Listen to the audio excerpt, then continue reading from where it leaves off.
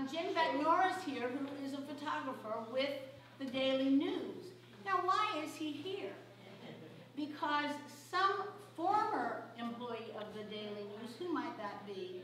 Bill Plante was editor-in-chief, right? Or publisher? Whatever. Plante still writes for the Daily News, and he's in his, what, 10th, 15th year? Thank you. How many years have you been writing for the Daily News? Since 1948. Since 1948. Well, that's 60-something years. 66, thank you.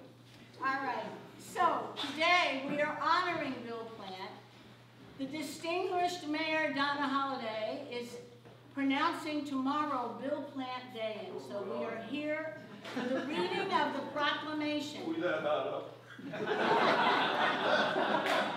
So please, welcome Mayor Donna Holaday.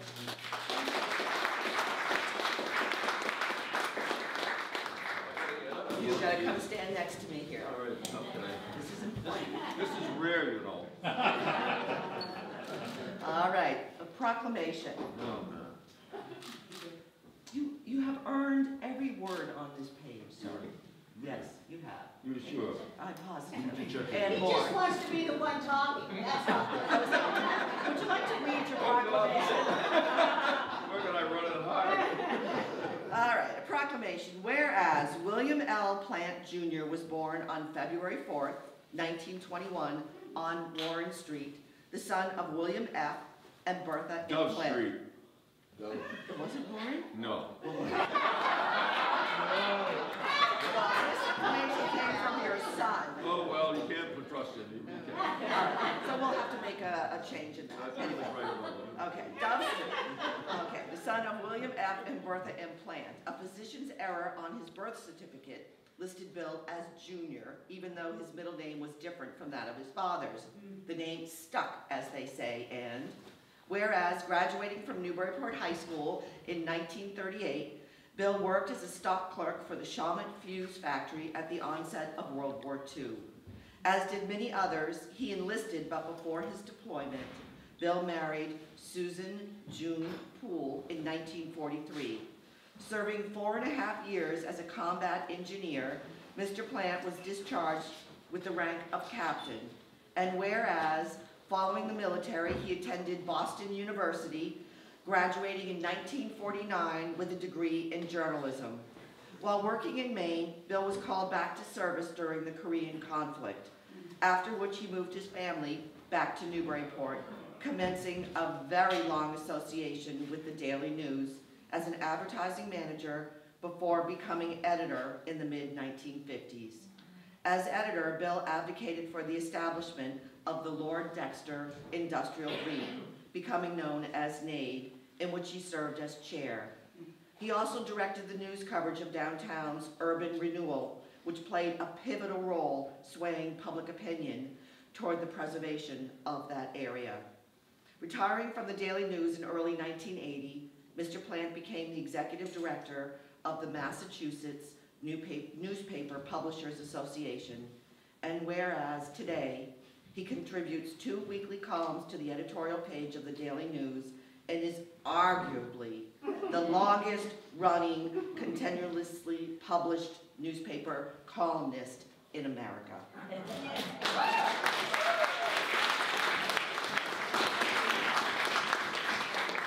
Therefore, as mayor of the city of Newburyport, speaking for its residents and guests, publicly honor William L. Plante Jr.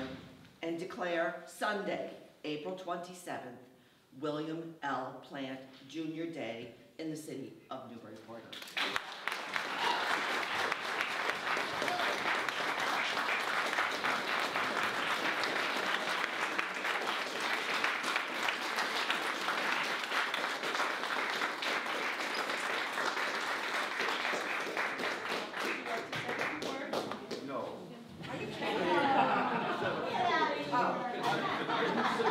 Sit down, it's going to be a while.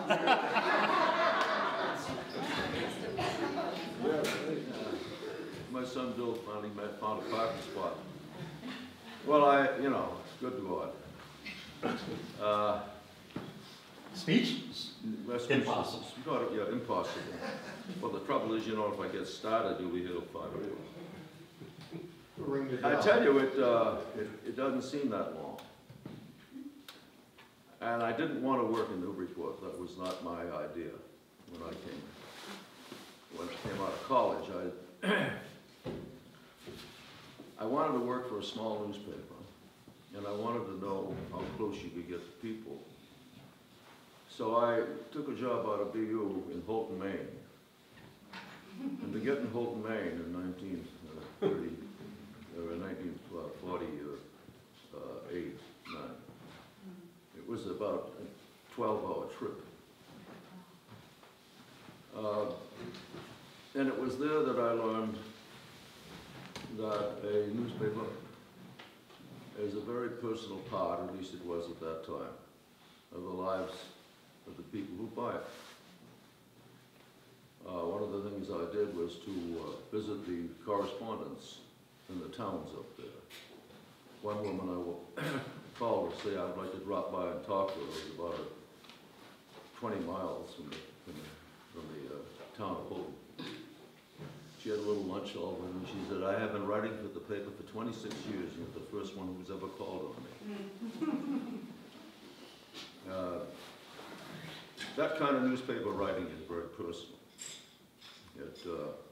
And I wanted that. I wanted to be able to face the people that I was writing about.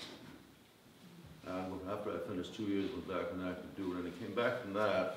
I didn't intend to work for Newburyport, but I didn't want to work for the present owners of Newburyport, to tell you the truth, because I didn't have a great deal of admiration for the paper at that time. But I was told by Bill Colton, who was a lifetime friend and one of the greatest reporters I know in my lifetime. He said, I think this paper is going to be sold, so we hear. And it was a night job. So I took the night job reporting, and they said, pays $50 a week. I said, I need 60. Can't pay you 60. Can you sell ads mornings? And I said, well, all right. So I worked from 6 at night to 2 in the morning, sometimes 3 in the morning. I sold advertising in the morning from 9 to 12. Needed a place to live, so we parked our trailer, house trailer that we brought back from Oklahoma, and on a friend's lot, garden lot, up the street from where I now live. And he did that, and the paper was sold in a really wonderful man, Philip Salt and Stall Weld, about the papers. Now, if you take a look at the economics of it, we were absolutely total extremes. The Salt and Stalls on the one hand and the Plants on the other. That's a long socio-economic spread, I will tell you.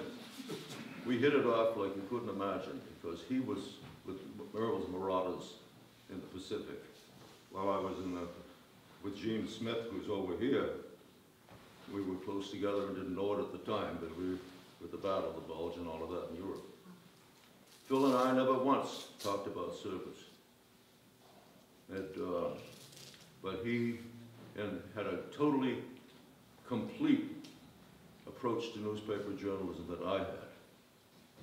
And in effect, he turned the paper over to me to run in long term after we got back, moved up the ladder and finally was editor and so forth in a year or two. And he criticized me once in that long association. He and his wife, Ann, had gone on vacation while they were away. I wrote a column. I wrote an editorial, actually. And in the editorial, I listed, I think, 5 or 6 things as goals for Newburyport.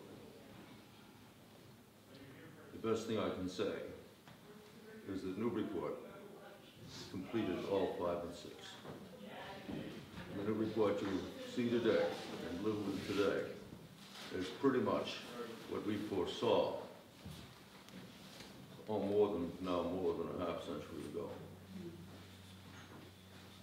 The economics of the city, the whole thing we went through with Byron Matthews, who's here today, and the other mayors, was prolonged. People died in the process. New leaders had to step up.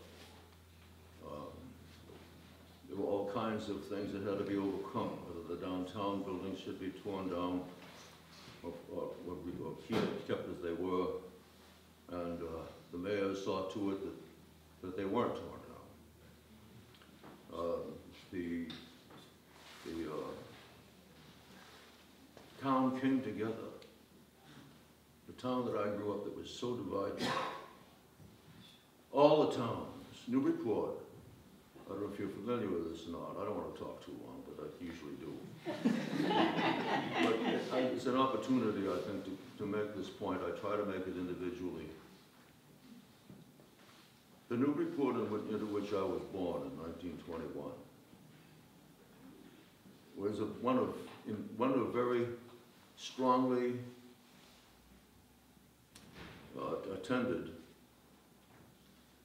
parts of the city, 2 or 3 streets or 4 streets at a time, because the ethnic groups, we were French Canucks. My grandfather was a rebel.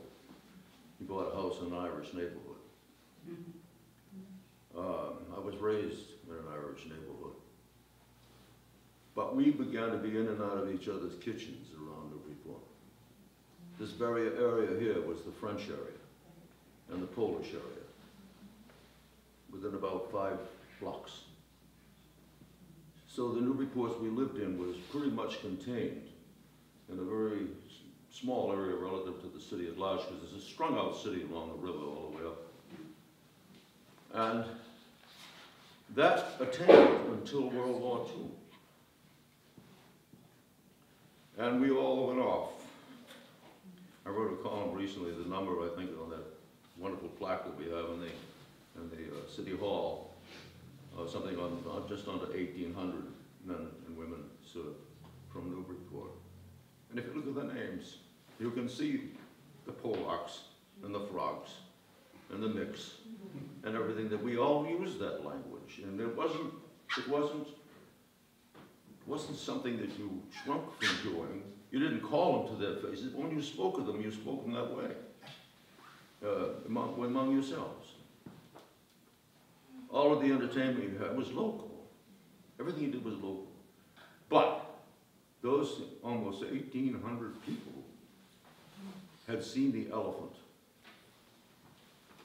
by being away in the service. And among them came the leaders and put things together, cross lines. The committees had all kinds of names on them.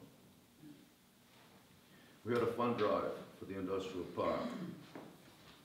And for some reason that I've never been able to figure out, they had me leading the damn thing. And we had a meeting in the high school auditorium. And I said this. I said, we were raised pretty much within our own confines, but I'm looking around the hall tonight, and I'm seeing the whole city represented here. High Street, Low Street, Water Street, Forrester Street, Dove Street, everybody. And it was that fund drive that really began to pull the people together, and we raised a basic amount of money. It came about $200,000 over 2 years, which allowed us to buy the land to start to renew the economic base of the city with the industrial park. It's called the Long-Term Industrial Green because we were very concerned about the environment back then. We had all kinds of tests done on the land to make sure that the weight of the buildings wouldn't be too much for the support. That's why the structures in that particular part of the park have a certain weight and dimension and so forth and so on. Well, if I say anything, all we did with the newspaper was to hold up the mirror every day, and if you didn't like what you saw in it, then the invitation was to change.